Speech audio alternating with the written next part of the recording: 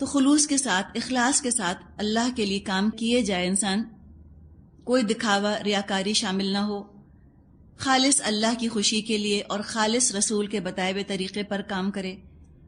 اور ابراہیم علیہ السلام کی مثال دی کہ دیکھو ابراہیم علیہ السلام کا تم راستہ اختیار کرو۔ کس طرح سے؟ ابراہیم علیہ السلام نے فرما برداری بھی کی اور قربانی بھی دی، بے چونو چرا، جو حکم آیا سر جھکا دیا۔ ہم نے پڑھا تھا سورہ بقرہ میں، اذ قال لہ ربہ اسلم، جب اس کے رب نے اس سے کہا اسلم، فرما بردار ہو جا، جواب کیا دیا؟ قال اسلمت لرب العالمین، میں نے تو فرما برداری اختیار کر لی اللہ کے لیے، رب کے لیے جو تمام جہانوں کا رب ہے۔ نہ کیوں پوچھا، نہ کیا پوچھا، نہ پروز اینڈ کونس تولے کہ کل کیا ہوگا اگر میں نے آج فرما برداری شروع کی، اور نہ ہی کوئی صلہ مانگا کہ اچھا اگر میں نے فرما برداری کی تو اللہ تو مجھے کیا دے گا، یہ بھی نہیں۔ رابعہ بصری ایک بزرگ تھیں، نام سنا ہوگا آپ نے، ان کے بارے میں آتا ہے کہ ایک دفعہ وہ نکلی ایک مشل لے کر اور ایک پانی کا لوٹا لے کر۔ لوگوں نے کہا کہاں جا رہی ہیں؟ کہنے لگیں کہ جنت کو آگ لگانے جا رہی ہوں اور دوزخ کو بجھانے جا رہی ہوں۔ لوگوں نے کہا کیوں؟ کہنے لگیں اس لیے کہ لوگ جنت کی لالچ اور دوزخ کے خوف سے اللہ کی عبادت نہ کریں، بلکہ صرف اللہ کی خاطر اللہ کی عبادت کریں۔ حقیقت ہے، دیکھیں اگر جنت دوزخ نہ بھی ہوتی نا تب بھی ہمیں اللہ کی عبادت کرنی تھی، اس لیے کہ میرا رب ہے، اس نے مجھے بنایا ہے۔ اگر میں رب کی عبادت نہیں کروں گی تو میں کس کی کروں گی؟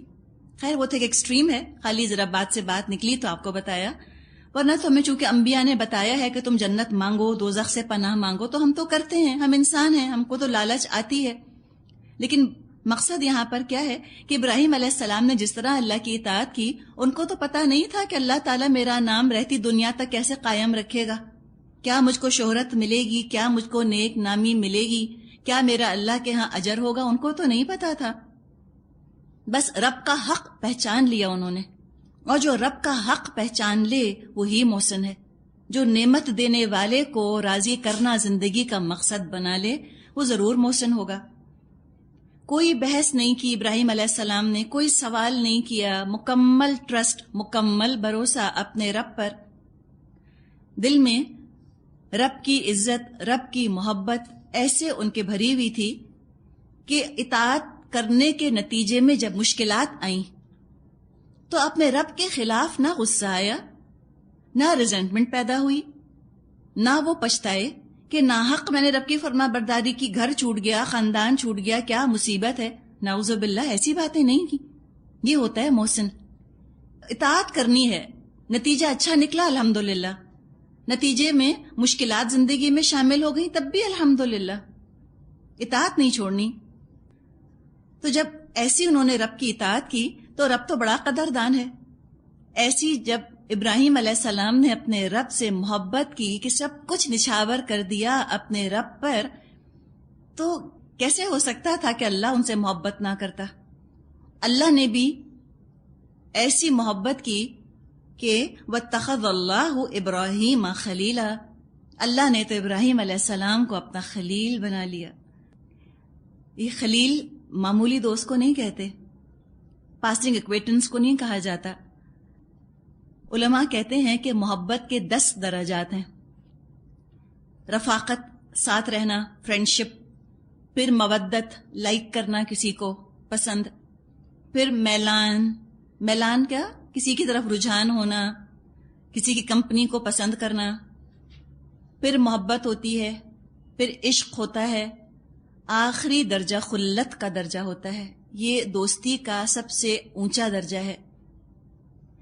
نبی اکرم صلی اللہ علیہ وسلم نے فرمایا کہ اگر میں کسی کو خلیل بناتا تو میں ابو بکر کو خلیل بناتا، یعنی کہ اتنے کلوز تھے ابو بکر رضی اللہ عنہ نبی اکرم صلی اللہ علیہ وسلم کے، ان کو بھی خلیل نہ بنایا، بلکہ نبی اکرم صلی اللہ علیہ وسلم نے تو اللہ ہی کو خلیل بنایا۔ خلیل کون ہوتا ہے؟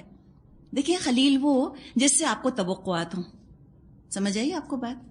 کہ آپ کو یہ توقع ہو کہ میں بیمار ہوں گی تو یہ مجھ سے ہمدردی کرے گا، میں پریشان ہوں گی تو یہ میری پریشانی دور کرے گا، جب میں اس کے لیے کچھ کروں گی تو یہ میرا احسان مند ہوگا. سمجھ آئی آپ کو بات؟ ہم نے کتنے خلیل بنائے ہیں ذرا سوچیں تو. ہم نے پتہ نہیں بے شمار خلیل بنائے ہوئے ہیں. تبھی تو ہم اپسیٹ رہتے ہیں, تبھی تو ہم پریشان رہتے ہیں. یہ بندہ جب خلیل بنائے نا, اب یہ اللہ کی بات نہیں کر رہے, ذرا اللہ تو بے نیاز ہے نا. لیکن انسان جب کسی کو خلیل بناتا ہے, یہ اس کی توقعات ہوتی ہیں, یہ اس کے ایکسپیکٹیشنز ہوتے ہیں.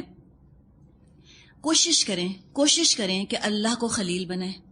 توقعات اللہ سے, نیکی کا بدلہ اللہ سے, انعام کی امید اللہ سے, مشکلات دور کرنے کی امید اللہ سے.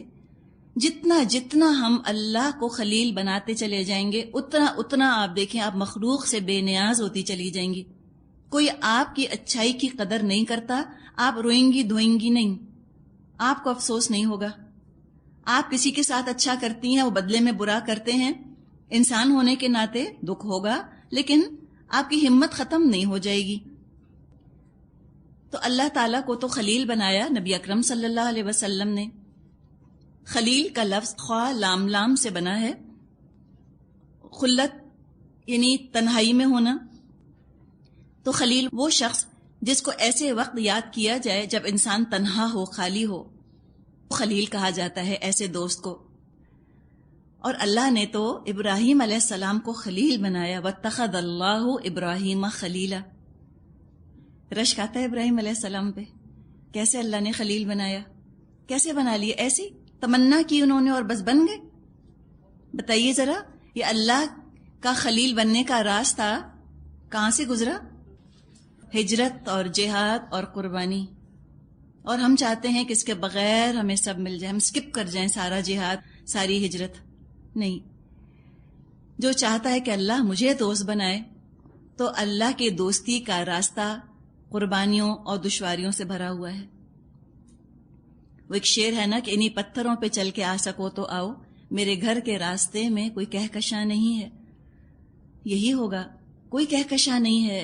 اسی طرح مشکلات اٹھاتا ہے انسان, لیکن بالآخر اس کو پھر بدلہ ملتا ہے. اور بہت قابل رشک ہیں وہ لوگ جن کو کہ اللہ کی دوستی نصیب ہو جائے.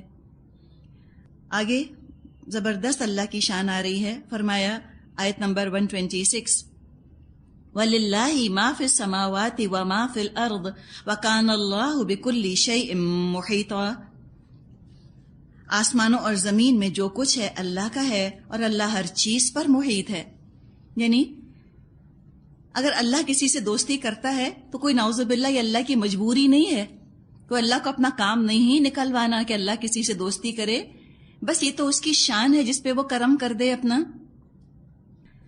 آگے مضمون کا رخ پھر رہا ہے اسی مضمون کی طرف جس سے کہ سورہ نساء شروع ہوئی تھی.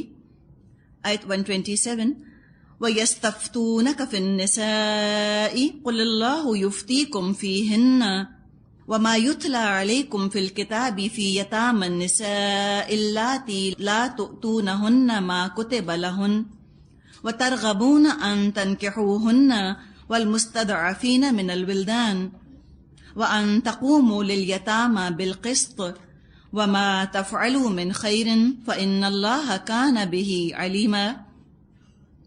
لوگ تم سے عورتوں کے معاملے میں فتویٰ پوچھتے ہیں, کہو اللہ تمہیں ان کے معاملے میں فتویٰ دیتا ہے اور ساتھ ہی وہ احکام بھی یاد دلاتا ہے جو پہلے سے تم کو اس کتاب میں سنائے جا رہے ہیں.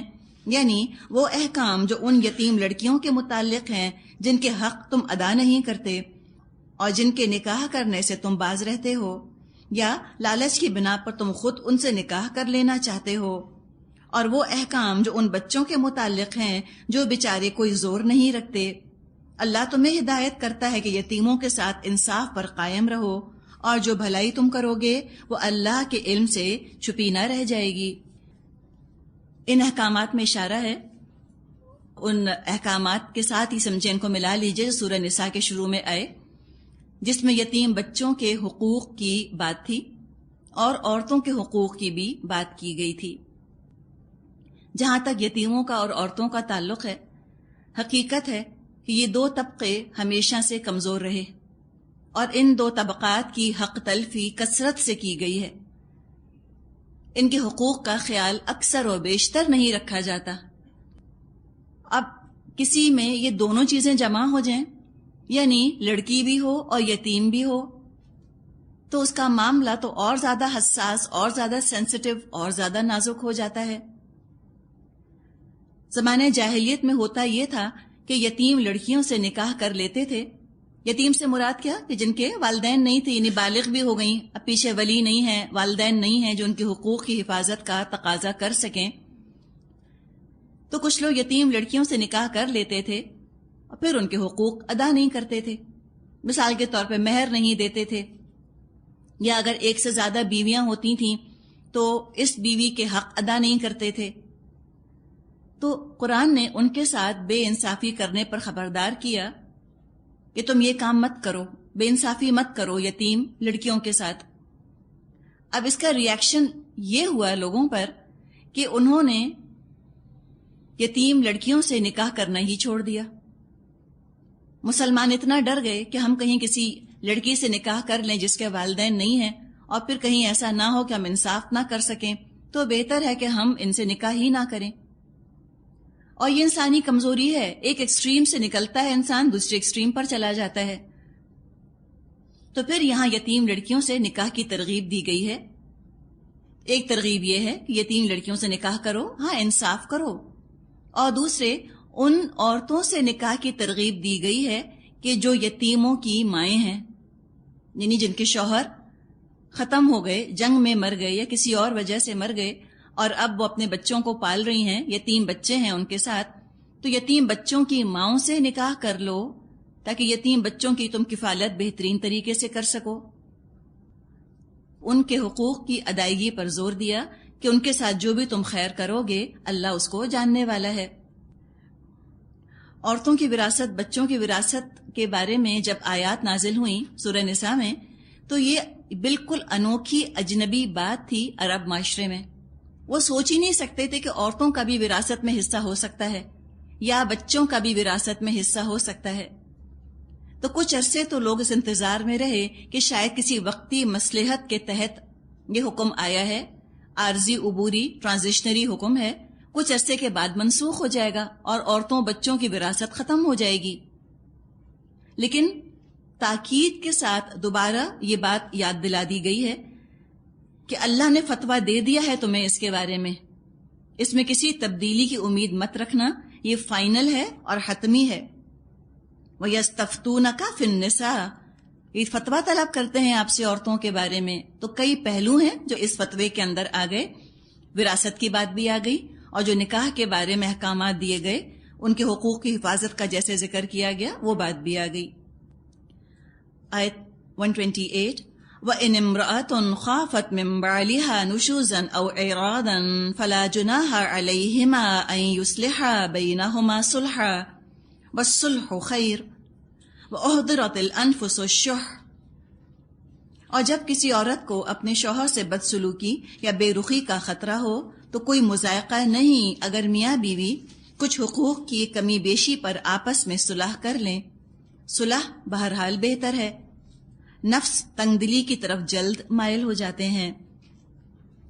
یہاں پر آپ دیکھیے نشوز کا لفظ آ رہا ہے، یہ پہلے بھی ہم نے لفظ پڑھا تھا، عورتوں کے ضمن میں یہ لفظ آیا تھا کہ وہ عورت جو مرد کی قوامیت کو تسلیم نہ کرے، قوام ہونے کے لحاظ سے شوہر ہر طرح سے اس کا خیال رکھ رہا ہو اور بدلے میں عورت ناروا رویہ اختیار کرے، بغاوت پر آمادہ ہو جائے، حقوق ادا نہ کرے، اس کو نشوز سے تعبیر کیا گیا تھا۔ یہاں نشوز کا لفظ مردوں کے لیے آ رہا ہے۔ مرد کا نشوز یہ ہے کہ بیوی کے حقوق پوری طرح ادا نہ کرے اور اس سے پیچھا چھڑانے پر آمادہ ہو جائے یا بیوی سے بے رخی برتنے لگے۔ اب ایسے میں جب بیوی دیکھتی ہے کہ میرا شوہر میرا حق ادا نہیں کر رہا، تو اس بیوی کے پاس قانونی طور پہ خلا کا اختیار ہے۔ جس طرح کہ جب شوہر یہ دیکھتا ہے کہ بیوی میرے حق ادا نہیں کر رہی، قانونی طور پہ اس کے پاس طلاق کا اختیار ہے۔ لیکن یہ نکاح کے بعد جدا ہو جانا یہ پسندیدہ نہیں ہے اسلام میں۔ حتی الامکان کوشش کرنی چاہیے کہ طلاق کی یا خلا کی نوبت نہ آنے پائے۔ تو لہٰذا پہلے ہم نے دیکھا کہ مردوں کو بہت ترغیب دی گئی ہے کہ تم طلاق مت دو. ہم نے وہ احکامات پڑھے، عسیٰ ان تکرہوا شیئا ویجعل اللہ فیہ خیرا کثیرا. ہو سکتا ہے تمہیں کوئی بات بری لگے لیکن اللہ نے تمہارے لیے بہت سا خیر اس میں رکھ دیا ہو. تم ان کی خوبیاں تلاش کرو، جھٹ پٹ طلاق مت دے دو، کمپرومائز کی کوشش کرو. یہ مردوں کو ترغیب دی گئی نا. اب یہاں پر عورتوں کو ترغیب دی جا رہی ہے کہ ٹھیک ہے، تمہارا شوہر پوری طرح تمہارا حق ادا نہیں کر رہا، کچھ بے رخی برت رہا ہے، تو کیا کرو، ایک دم خلا پر آمادہ مت ہو جاؤ. مشورہ اللہ کا یہ ہے کہ دونوں مل بیٹھ کر صلح کی کوشش کرو، دونوں ایفرٹ کرو کہ شادی چلتی رہے. جیسے وہاں مرد سے کہا گیا تھا کہ ٹھنڈے دل سے تم غور کرو، سوچو، طلاق اگر تم نے بیوی کو دے دی تو کتنا برا اثر پڑے گا. اچھی بات تو نہیں ہے طلاق دے دینا. پورے خاندان انوالو ہوتے ہیں، بچوں پہ برا اثر پڑتا ہے، ڈسپلیس ہوتے ہیں بچے بھی اور بیوی بھی. تو تم بھی طلاق سوچ سمجھ کے دو. یہاں بھی عورت کو یہی ترغیب ہے کہ ایک دم خلا پر یا علیحدگی پر آمادہ مت ہو جاؤ. باہمی کشیدگی، باہمی رنجشیں ہوتی رہتی ہیں.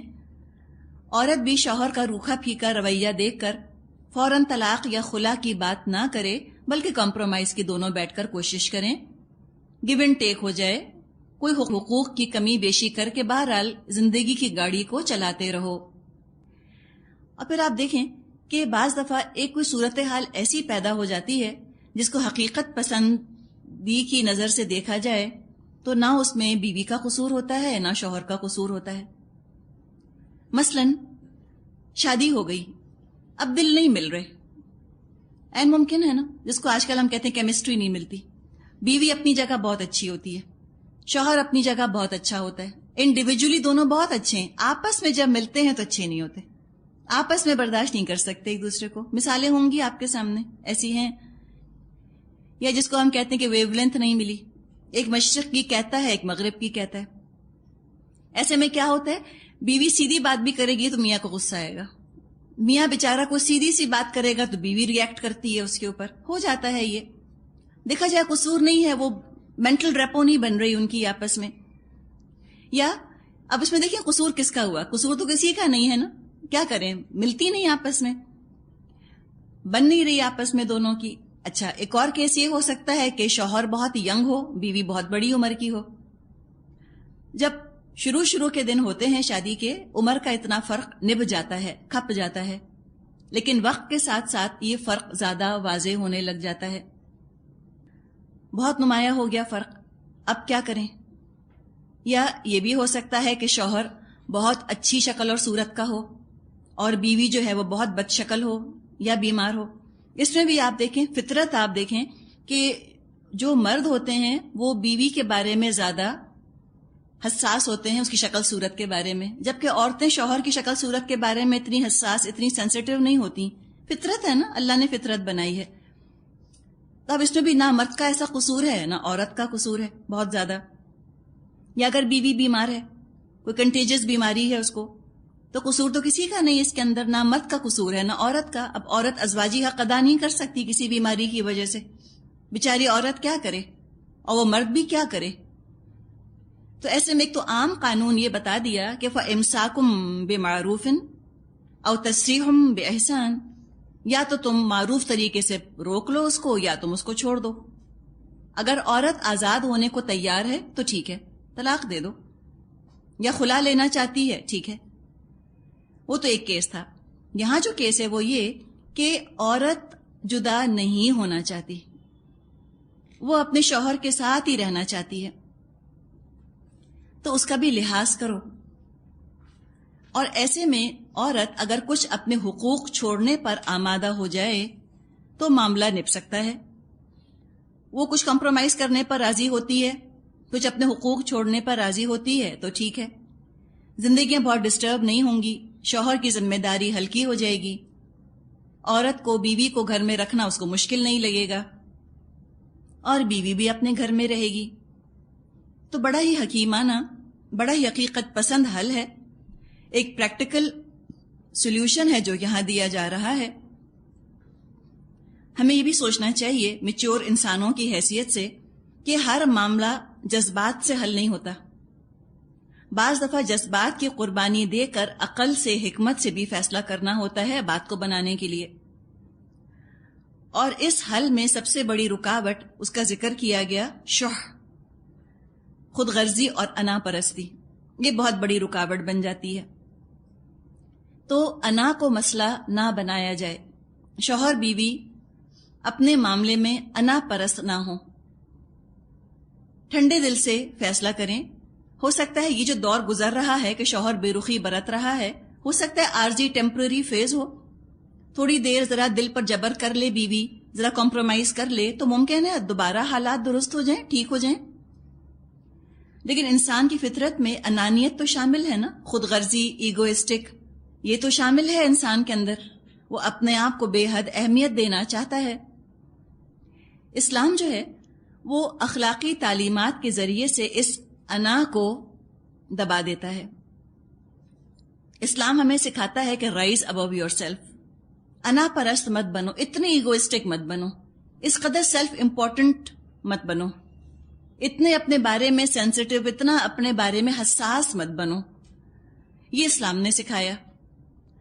اس کا بالکل ضد ہے، بالکل اس کی اپوزٹ چیز ہے جو آج میڈیا کے ذریعے سکھائی جا رہی ہے عورتوں کو. اور وہ یہ ہے کہ عورت کی انا کو ابھارا جا رہا ہے، اس کو زیادہ سے زیادہ ایگوئسٹک بنایا جا رہا ہے. اس کو یہ سکھایا گیا کہ اگر مرد توجہ نہیں دیتا تو کیا کرو؟ انتقام لو. وہ تم سے محبت نہیں کر رہا، کسی اور کے ساتھ بھی اس کو بسنے مت دو. اور یہ فلموں کی تھیم بن گئی ہے. حالانکہ آپ دیکھیں یہ عورت کی فطرت کے خلاف ہے. عورت کی فطرت کے اندر رحم کا، درگزر کا، صبر برداشت کا مادہ اللہ نے رکھا ہے. مرد سے زیادہ عورت کمپرومائز کرتی ہے. عورت مرد سے کم خود غرض ہوتی ہے، سیلف لیس زیادہ ہوتی ہے نا، بے غرضی ہوتی ہے عورت میں. عورت اپنی جان پر بعض دفعہ اتنی مشکلات اٹھا لیتی ہے بچوں کی خاطر، گھر نہ ٹوٹنے پائے. اس کو نہیں پسند آتا نا، یہ چینج نہیں چاہتی. وہ چاہتی ہے ایک دفعہ جس سے میری شادی ہو گئی ہے اب میں بس زندگی اس کے ساتھ ہی گزاروں. یہ فطرت ہے نا عورت کی. اور شیطان کا سب سے اہم ٹارگٹ یہ ہے کہ وہ عورت کی یہ جو فطری خوبصورتی ہے، یہ نرمی، یہ لچک، یہ فلیکسیبلٹی، یہ کمپرومائز، یہ قوت برداشت، پیشنس، اس کو کسی طرح ختم کر دے عورت میں سے، تاکہ لڑائی جھگڑے زیادہ سے زیادہ ہو جائیں. تو یہاں بھی جو فرمائے کہ وَأُحْضِرَتِ الْأَنفُسُ الشُّحَّ، نفسوں کے اندر بہرحال تنگ دلی پائی جاتی ہے. تو یہاں عورت کو بھی اس میں ترغیب ہے کہ تم انا پرست مت بنو، اپنی انا کو، ایگو کو ایشو مت بناؤ. اور پھر ساتھ ہی ساتھ پھر مردوں کو خطاب، وَإِن تُحْسِنُوا، اور اگر تم احسان کا رویہ رکھو. یہ تم کون ہے؟ شوہر، مرد کی بات ہے. یعنی تم احسان کا رویہ اختیار کرو. تمہارا دل نہیں مل رہا بیوی سے، تمہارے حقوق ادا نہیں کر سک رہی ہے، آزاد کرنے کا تمہیں قانونی طور پہ حق ہے، مت آزاد کرو، تم اس کی کفالت کرو، گھر میں رکھو، توجہ دو. عورت اگر مجبور ہو کر تمہارے ساتھ رہنا ہی چاہ رہی ہے، کچھ اپنے حقوق چھوڑنے پر رضامند ہے، تم اس کی مجبوری سے فائدہ مت اٹھاؤ. وَإِن تُحْسِنُوا، اگر تم احسان کرو اے شوہر، وَتَتَّقُوا، اور اے شوہر اگر تم تقوی کا مظاہرہ کرو، تم اللہ کا تقوی اختیار کرو، اس تحمل کا، اس حسن اخلاق کا اللہ سے بدلہ چاہو. فَإِنَّ اللَّهَ كَانَ بِمَا تَعْمَلُونَ خَبِيرًا، تو بے شک جو کچھ تم عمل کرتے ہو اللہ اس سے باخبر ہے. ترغیب دلائی ان کو، انسینٹیو دیا، تم تقوی اختیار کرو، تم اللہ کی بندیوں کے ساتھ اچھی طرح سے رہو، دیکھو اللہ تمہیں کتنا نوازے گا. یہ دیکھیں، یہ ہے قرآن کا انداز. اسلامی قانون جو ہے، باڈی آف لا، اس کی روح اخلاقی تعلیمات ہیں. ورنہ دین اور شریعت بے روح ہیں، کھوکھلے ہیں، اور قانون پر زندگیاں نہیں چل سکتی. روکھے خشک قانون سے زندگیاں بھی روکھی اور خشک ہو جاتی ہیں. اصل چاشنی، اصل محبت اور خوبصورتی تو اخلاقی تعلیمات پہ عمل کر کر آتی ہے. اور قانونی تعلیمات کے بھی وہ فائدے، وہ برکتیں حاصل نہیں کر سکتے مسلمان جیسی کہ ان کو حاصل کرنی چاہیے اگر وہ اخلاقی قوانین پہ عمل نہ کریں. تو یہ قرآن کا انداز آپ دیکھیں، یہ قانونی تعلیمات کو، اخلاقی تعلیمات کو ساتھ ساتھ لے کے آگے چلتا ہے. ایک طرف تو بلیک اینڈ وائٹ قانون بیان کر دیا، طلاق اور خلع، ساتھ ہی ساتھ بلند اخلاقی اور حقوق چھوڑنے پر صبر کی تلقین. یوں سمجھیں کہ یہ آیت جو ہے یہ خلا کا بالکل اپوزٹ ہے. اب مردوں سے خطاب کیا گیا، آیت 129، وَلَن تَسْتَطِيعُوا أَن تَعْدِلُوا بَيْنَ النِّسَاءِ وَلَوْ حَرَصْتُمْ. بیویوں کے درمیان پورا عدل کرنا تمہارے بس میں نہیں ہے. یعنی اگر کسی مرد کی ایک سے زیادہ بیویاں ہیں تو ناممکن ہے اس کے لیے کہ وہ ان کے درمیان مکمل عدل کر سکے. کس طرح؟ کون سے عدل کی بات ہے؟ یہ مادی عدل کی بات نہیں ہے. یہاں پر یہ بات کی جا رہی ہے دلی رغبت کی، جذبات کی بات کی جا رہی ہے کہ یہ ناممکن ہے کہ 2 یا 2 سے زیادہ بیویاں ہوں اور وہ سب بالکل ایک جیسی برابر کی اچھی لگتی ہوں. ہم نے پہلے بھی اس پر بات کی ہے کہ یہ تو اولاد کے ساتھ بھی معاملہ نہیں ہوتا. بچے جب بڑے ہو جاتے ہیں ان میں سے بھی کسی کے لیے زیادہ سافٹ سپاٹ ہوتا ہے دل میں، خاص ایک نرم گوشہ ہوتا ہے کسی بچے کے لیے دوسرے کے مقابلے میں. تو بیویوں کے ساتھ بھی یہ ہو سکتا ہے. تو جذباتی طور پہ تو انسان ناپ تول کے تقسیم نہیں کر سکتا نا. کوئی کانکریٹ چیز تو نہیں ہے، کوئی مادی مٹیریل ٹینجبل چیز تو نہیں ہے کہ آپ نے اس کو لیا اور آدھا اس کو ڈیوائڈ کر دیا چھری سے لے کر. یہ کیا نہیں جا سکتا جذبات کے ساتھ.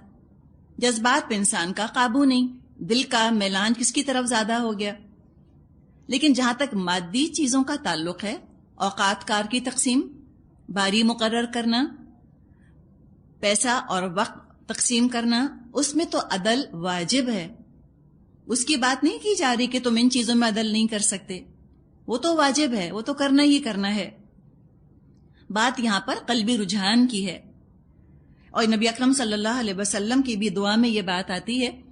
مضمون اس کا یہ ہے کہ آپ نے اللہ تعالیٰ سے دعا کی کہ اللہ میں جس حد تک عدل کر سکتا ہوں بیویوں میں اپنے طور پہ کرتا ہوں، لیکن جس چیز پر میرا قابو نہیں ہے، جو چیز میرے اختیار میں نہیں ہے، یعنی دل، اللہ اس پر میرا مواخذہ نہ فرما. جیسے کہ دل جو ہے وہ عائشہ کی طرف زیادہ جھکتا ہے رضی اللہ تعالی عنہا. تو فرمایا کہ تم یہ تو کر نہیں سکتے کہ قلبی طور پہ تم سب کے ساتھ برابری کرو، وَلَوْ حَرَصْتُمْ، چاہے تم کتنی بھی اس کی تمنا کرو. تو فرمایا فَلَا تَمِيلُوا كُلَّ الْمَيْلِ فَتَذَرُوهَا كَالْمُعَلَّقَةِ وَإِن تُصْلِحُوا وَتَتَّقُوا فَإِنَّ اللَّهَ كَانَ غَفُورًا رَحِيمًا. ایک بیوی کی طرف اس طرح مت جھک جاؤ کہ دوسری کو ادھر لٹکتا چھوڑ دو. اگر تم اپنا طرز عمل درست رکھو اور اللہ سے ڈرتے رہو تو اللہ چشم پوشی کرنے والا اور رحم فرمانے والا ہے. مراد ہے کہ اب تم یوں نہ کرو کہ ایک کو بالکل نگلیکٹ کر دو، یا اگر بیوی ہے جیسے اوپر پچھلی آیت میں بات ہوئی، ایک بیوی کچھ اپنے حقوق چھوڑتی ہے، اب اس کا مطلب یہ نہیں ہے کہ اس کو بالکل ہی تم ایک طرف کر دو، اس کو بھی اس کے حق تم دو. اور جو بھی تم نیکی کرو گے، پھر آپ دیکھیں ترغیب دی گئی ہے کہ وَإِن تُصْلِحُوا وَتَتَّقُوا، اور اے شوہر اگر تم اصلاح کرو اور تم اگر تقوی کرو تو اللہ تو معاف فرمانے والا، رحم فرمانے والا ہے. آگے فرمایا آیت 130 131 وَإِن يَتَفَرَّقَا يُغْنِ اللَّهُ كُلًّا مِّن سَعَتِهِ وَكَانَ اللَّهُ وَاسِعًا حَكِيمًا. لیکن اگر زوجین ایک دوسرے سے الگ ہی ہو جائیں تو اللہ اپنی وسیع قدرت سے ہر ایک کو دوسرے کی محتاجی سے بے نیاز کر دے گا.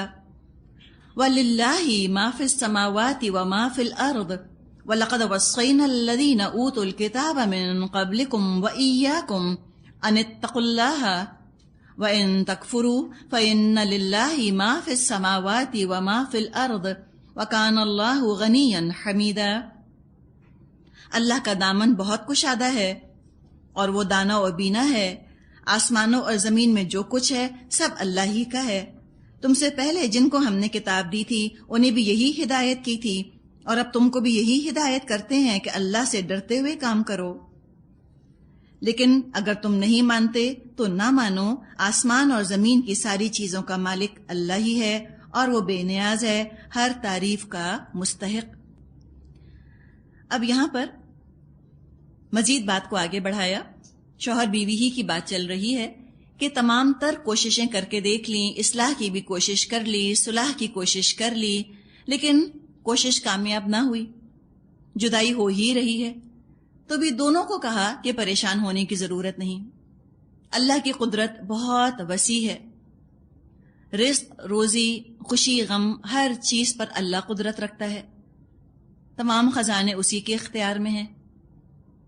شوہر بیوی کے تعلق میں جیسے بیجا اکڑنا، بیجا انا کا مظاہرہ کرنا پسندیدہ نہیں ہے، بالکل اسی طرح انسانوں کے لیے بھی ایک خاص حد سے زیادہ دبنا اور جھکنا بھی پسندیدہ نہیں ہے۔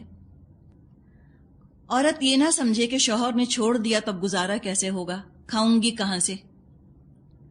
شادی سے پہلے بھی تو کوئی رزق دے رہا تھا، جو پہلے کھلا رہا تھا وہی اب مینٹین کرے گا، تو مایوس اور فکر مند ہونے کی ضرورت نہیں، اللہ پر بھروسہ کرو۔